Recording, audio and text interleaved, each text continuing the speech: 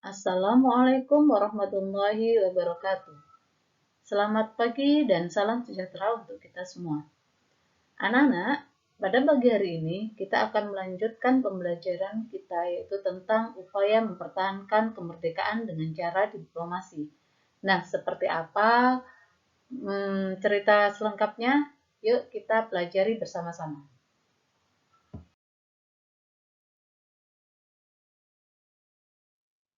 Nah, anak-anak, pada pagi hari ini, kita akan membahas upaya mempertahankan kemerdekaan dengan cara diplomasi atau dengan cara perundingan atau perjanjian. Nah, dalam rangka mempertahankan kemerdekaan ini, ada 4 perjanjian yang dilakukan oleh bangsa Indonesia. Yang pertama disebut dengan Perjanjian Linggarjati, Perjanjian Renville, Perjanjian Rumroyen, yang terakhir Konferensi Meja Bundar atau yang dikenal nanti dengan istilah KMB. Nah, kita akan membahas lebih jelasnya, membahas satu persatu di slide berikutnya. Kalian simak dengan baik ya.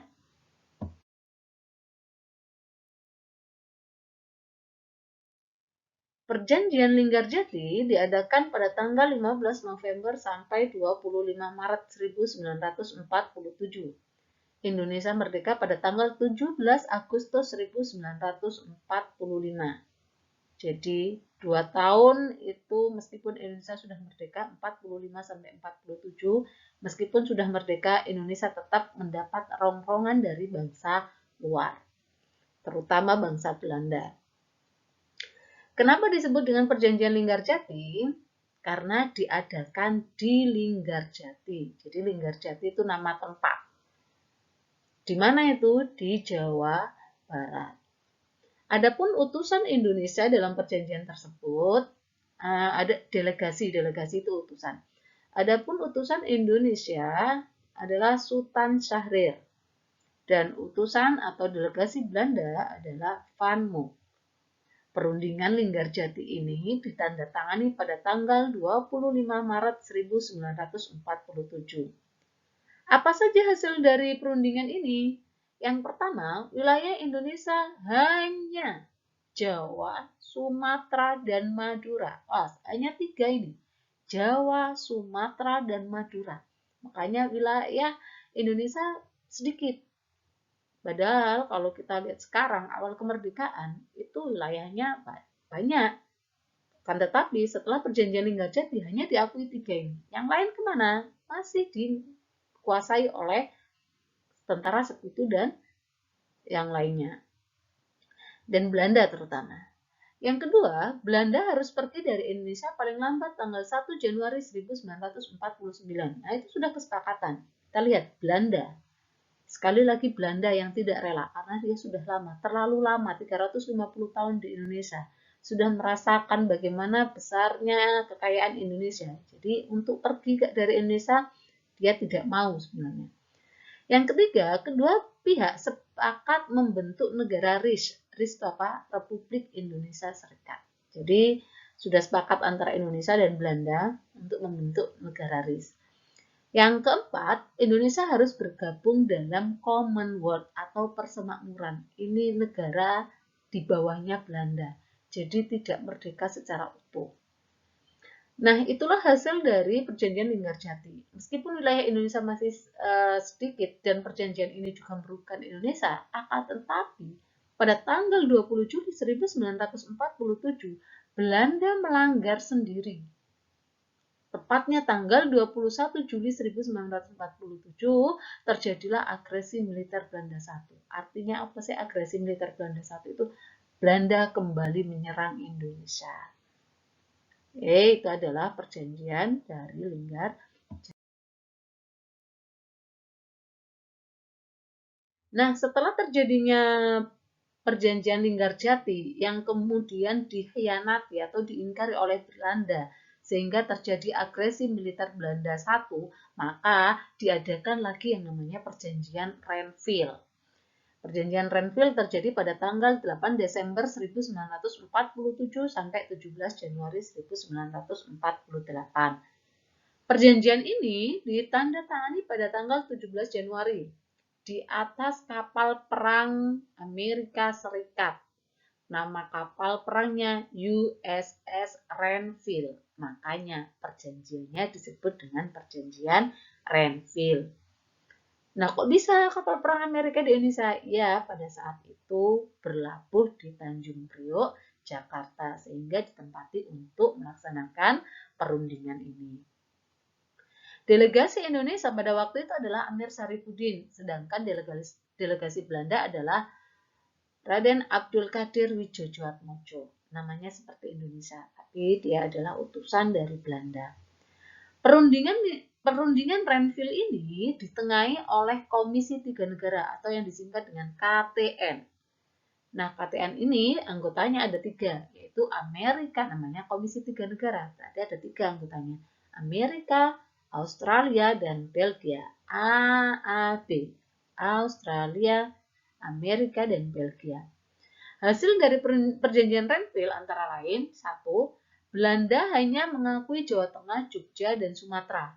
Kalau tadi yang diakui adalah Jawa, Sumatera, dan Madura, sekarang Jawa itu kan ada Jawa Timur, Jawa Tengah, Jawa Barat. Yang diakui punyanya Indonesia hanya Jawa Tengah, Jawa Timur sudah nggak ada, nggak diakui punyanya Belanda. Nggak diakui punyanya Indonesia.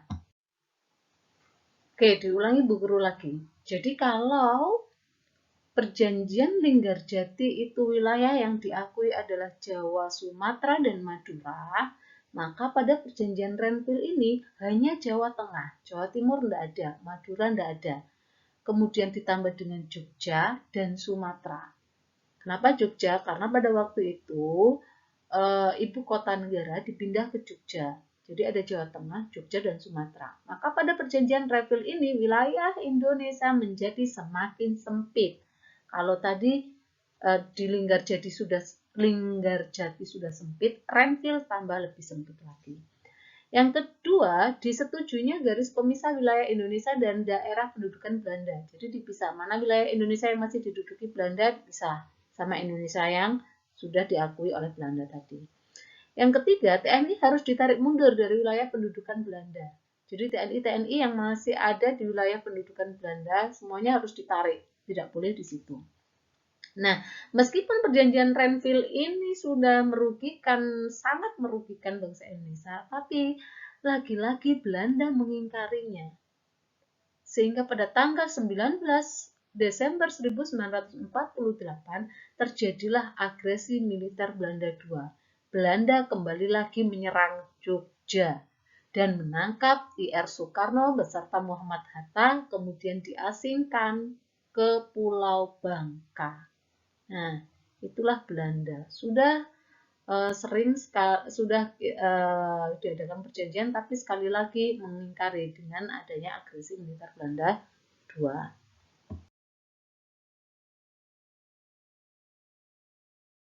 Setelah Belanda menyerang Indonesia kembali, yaitu dengan mengkhianati perjanjian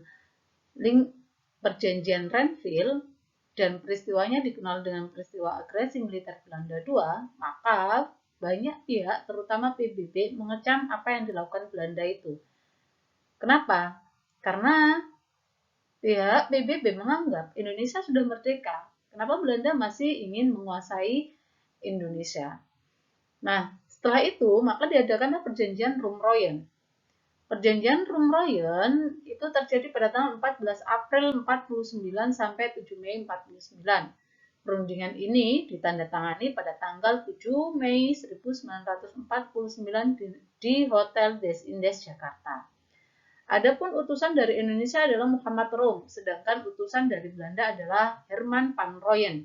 Maka perjanjian Roem-Royen ini diambilkan dari nama belakang kedua utusan. Delegasi Indonesia Rom, delegasi Belanda Rooyen. Perjanjiannya Roem-Royen. Nah, apa sih isi dari perjanjian Roem-Royen itu? Hasilnya, yang pertama, Angkatan Bersenjata Indonesia akan menghentikan aktivitas gerilya dan akan menghadiri KMP. Jadi, Indonesia tidak lagi melakukan penyerangan. Yang kedua, pemerintah RI akan dikembalikan ke Yogyakarta. Nah, ini apa maksudnya? Jadi, pada peristiwa AMB, itu Yogyakarta sebagai ibu kota negara Indonesia diserang oleh Belanda. Dan Ir Soekarno beserta Muhammad Hatta ditangkap dan diasingkan ke Pulau Bangka. Akan tetapi sebelum ditangkap dan diasingkan, Ir Soekarno sudah memberikan mandat kepada Safruddin Prawiranegara untuk mendirikan PDRI. Apa itu PDRI? Pemerintahan Darurat Republik Indonesia. Jadi sebuah negara itu kan harus punya ibu kota negara. Makanya ibu kota negaranya diserang di Jogja, maka Ir Soekarno langsung memberikan mandat kepada Safruddin Prawiranegara untuk membuat PDRI. Dan ibu kota dari Jogja dipindah ke Bukit Tinggi. Jadi PDRI itu ada di Bukit Tinggi dengan kepala negaranya adalah Safruddin Prawiranegara. Nah, itu terjadi sampai nanti Ir Soekarno dikembalikan lagi atau dibebaskan. Nah, makanya setelah perjanjian Rum-Royen ini, maka pemerintah RI akan dikembalikan ke Jogja. Jadi Bukit Tinggi sudah tidak ada, PDRI sudah tidak ada lagi. Kembali lagi ke Jogja. Yang ketiga, Angkatan Bersenjata Belanda akan menghentikan semua operasi militer dan membebaskan semua tawanan perang. Kalau yang pertama, yang nomor 1 tadi, Angkatan Bersenjata Indonesia yang harus menghentikan aktivitas gerilya, maka yang ketiga, Belanda pun harus menghentikan aktivitas operasi militernya dan membebaskan semua tawanan perang. Nah, itulah hasil dari perjanjian Rum-Royen.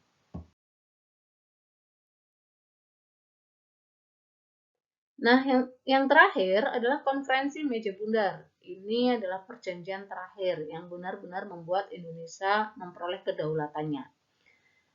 Konferensi meja bundar diadakan di Den Haag, Belanda. Delegasi Indonesia yang pergi ke Belanda adalah Muhammad Hatta, delegasi Belandanya adalah Ratu Juliana.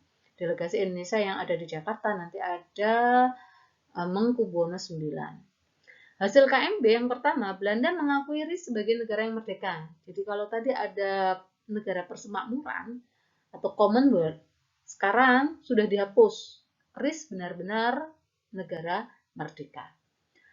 Yang kedua, status Irian Barat diselesaikan dalam waktu setahun setelah pengakuan kedaulatan. Jadi tahun 49 ini Indonesia sudah diakui kedaulatannya, tapi Irian Barat belum dikasihkan. Nunggu 1 tahun berikutnya. Yang ketiga akan dibentuk Uni Indonesia Belanda, jadi masih ada gabungan Indonesia dan Belanda. Keempat, RIS mengembalikan hak milik Belanda dan memberikan hak konsesi dan izin baru untuk perusahaan Belanda. Kan banyak perusahaan Belanda yang ada di Indonesia, yaitu nanti ada izin baru dari pemerintahan Indonesia. Yang terakhir, pengembalian hutang Hindia Belanda oleh Republik Indonesia. Jadi yang hutang Belanda tapi dikembalikan ke Indonesia. Tidak apa-apa, yang penting Indonesia sudah memperoleh pengakuan kedaulatan. Nah, pengakuan kedaulatan ini terjadi pada tanggal 27 Desember 1949 di Istana Kerajaan Amsterdam. Nah, pada saat inilah 27 Desember ini Indonesia benar-benar merdeka dan Belanda tidak boleh lagi turut campur. Nah, itu adalah cerita tentang upaya mempertahankan kemerdekaan dengan cara diplomasi. Sekian anak-anak cerita dari Bu Guru, mudah-mudahan kalian memahami bagaimana para pahlawan kita mempertahankan kemerdekaan Indonesia. Dan kalian dapat melanjutkan upaya para pahlawan dengan tetap terus belajar dan tetap semangat sehingga nanti dapat mengisi kemerdekaan ini dengan hal-hal yang positif. Bu Guru akhiri, wassalamualaikum warahmatullahi wabarakatuh.